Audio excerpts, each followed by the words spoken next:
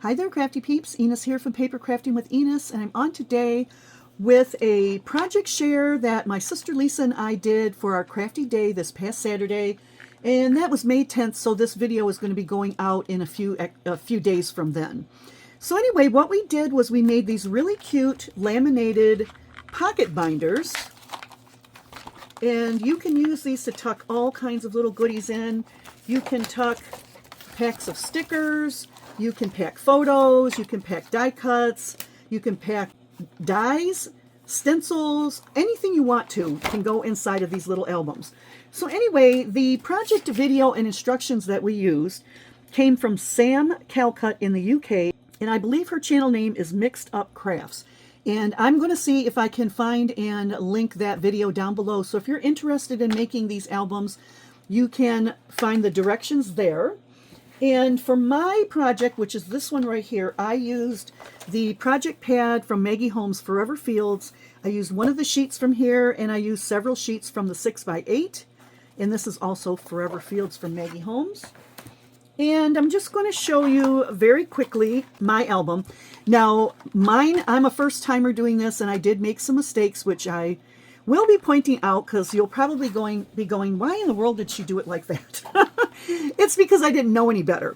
My sister Lisa did say to choose non-directional paper patterns, and I was dumb and didn't always use non-directional. But that's okay. I still love how this turned out, and it's just for me anyway. I may make some more in the future to gift to people, but for right now, this is the one I've got. So first of all, we did use some plastic snap closures that we used the snap closure attacher to put on, and you'll see mine are not lining up. Okay, so I started out doing two, but they didn't line up with the ones on the inside, so I just kind of eliminated that whole idea, and we added just one in the middle, so I only have one functional snap here. But I did leave the others on because otherwise there'd be holes there, and I just thought, you know, it kind of looks like there's three snaps there. So that was my boo-boo. So here is my front cover, and you'll see I have that really pretty floral from the Forever Fields paper collection. And if you want to decorate the cover, I think that would be a great idea. Now, not a lot will stick to the laminating sheets. So I would suggest using vinyl that maybe you cut on your Cricut or your Silhouette, or you can decorate with stickers. And, you know, I mean, there's a variety of ways you can attach things to the laminating sheets, but you'll have to be selective about that. You're not going to be able to glue on this. I just don't think that would work.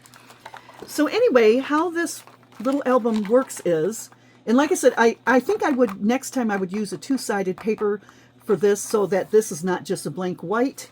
And you've got 6x6 pages with a front and a back pocket. And then there's this piece here that holds the album together.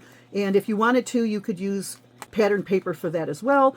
And actually for this part, you could use pattern paper, but we just use a plain white cardstock there. So there is my front and back pocket. And here's another one with the pretty gold foil.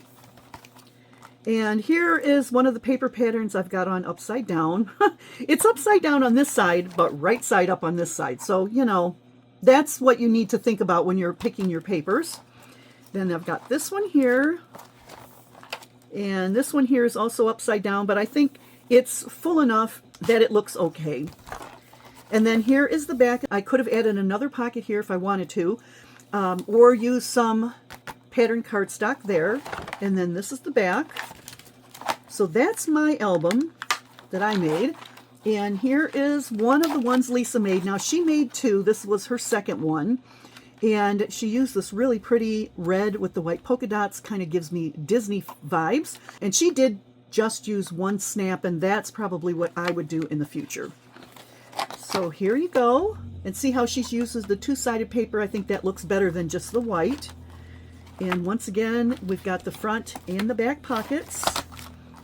Love the paper she chose. Imagine this done in Christmas papers or any other holiday. You could make it like a photo album. I mean, just all kinds of fun things you can do with these albums. Really, really cute. Super fun and super fast to put together. And there you have it. So that was our project for our crafty day this past Saturday. And like I said, I will link the video, if I can find it, down in the description box below by Sam at Mixed Up Crafts. So that's what I've got for you today. I hope you enjoyed this project share. I did come home with a very small Lisa's Craftroom haul, but I am refusing more and more goodies because I just can't fit them in my craft room.